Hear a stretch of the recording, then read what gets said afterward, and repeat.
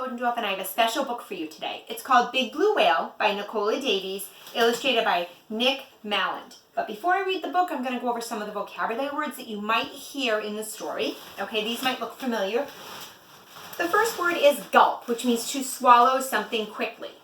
Okay, so that word is going to go with that picture of the person swimming. Hopefully they're not going to take a big gulp of water. The next word is store. Store means to keep something to use later. It also means a place where you can buy things like food, clothing, or toys. So that's going to go with that picture right there of those people storing some things in a bag. The next word is feast. A feast is a large meal. People sometimes have a feast on a special occasion, like a holiday or a birthday. That's going to go down there. And the last one is journey. A journey is a trip to someplace, usually far away. And we're going to put that with that picture right there of the people in the car. So those are words that you can use when you do your writing to show us how much you remember from the story. Now I'm going to start the story, and I'm going to stop in a little while, and we'll talk about it. Okay? It's called Big Blue Whale.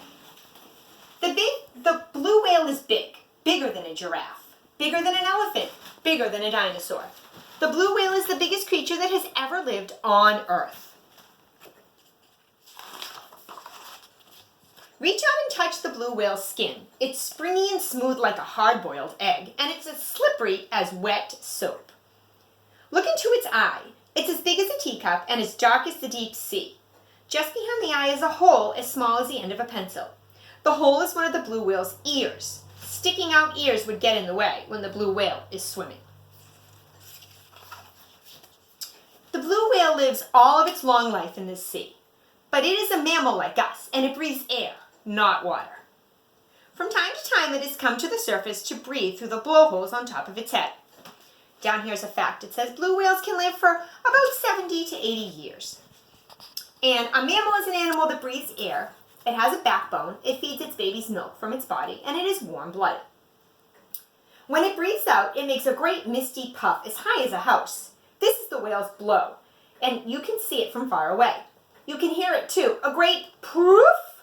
And if you are close enough, you can smell it, as the whale's breath is stale and fishy. Stale means bad smelling. It says a blue whale can stay underwater for 30 minutes or more. But on long journeys, it usually surfaces for air every 2 to 5 minutes. There's our word journey.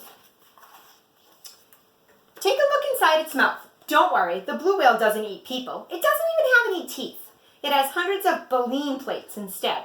They're the long, bristly things hanging down from top of its jaw. Bristly means stiff and straight, kind of like these right here. The whale doesn't need teeth for biting or chewing because its food is tiny. And it says a blue whale can have as many as 790 baleen plates in its mouth. Baleen is a tough, bendy stuff, like extra hard fingernails. The blue whale eats krill, pale, pinkish shrimp-like creatures the size of your little finger. Billions of them live in the cold seas around the North and South Poles. In summer, there can be so many that the water looks pink, so that's when blue whales come to the polar seas to eat. It takes an awful lot of tiny krill to feed a great big blue whale. But the whale doesn't catch them all one at a time. It has a special way of swallowing whole swarms of them at once. A swarm is a large group of krill. First, it takes a huge gulp of krill and salty seawater. There's room for all this because the whale's throat unfolds and opens out like a huge balloon.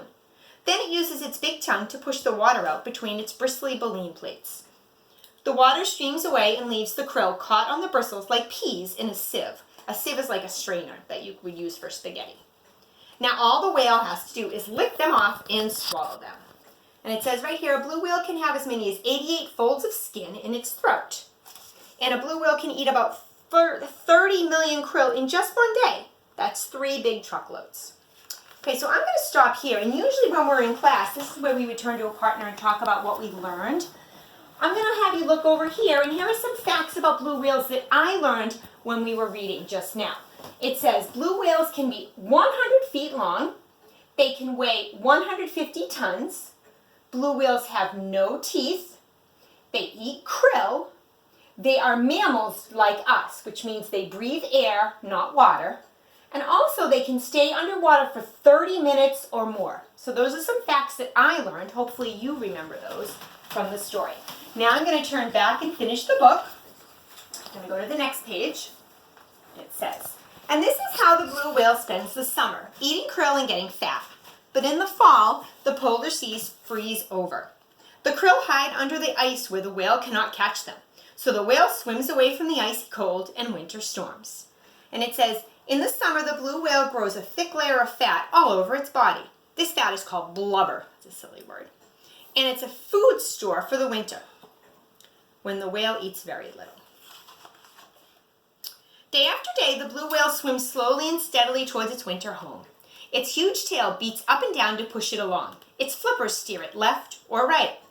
For 2 months and more, the whale swims until at last it reaches the calm, warm seas near the equator. The equator is an imaginary line that circles around the middle of our Earth.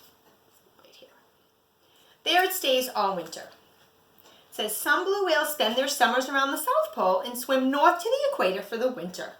Others live around the North Pole and swim south for the winter, so they kind of take turns.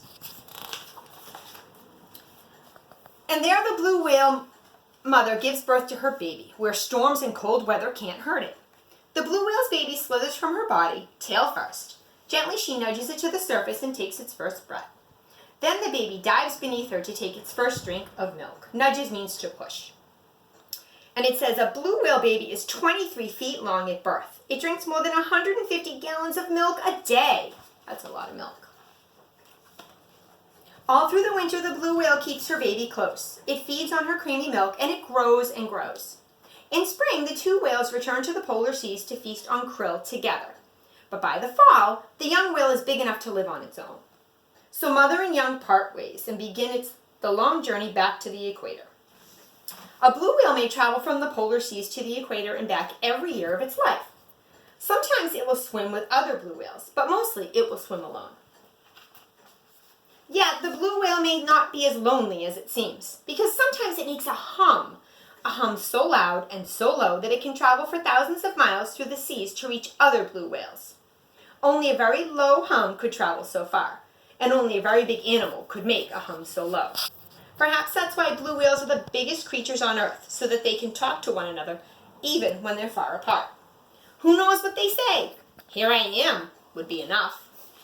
Because in the vastness of the green seas, even a blue whale is small and hard to find. And that's the end. So now I'm going to go back over here to do some more facts that maybe you thought of about blue whales.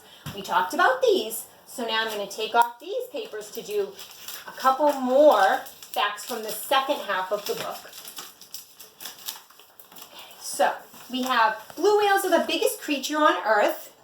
They make a loud and low humming sound, and their babies are 23 feet long when they're born. So those are just some facts about blue whales that we learned from this story. I'm sure that you heard a whole bunch more that you can think of. So for now, I'm going to say goodbye, and don't forget about the big blue whale, and I'll see you soon. Bye-bye.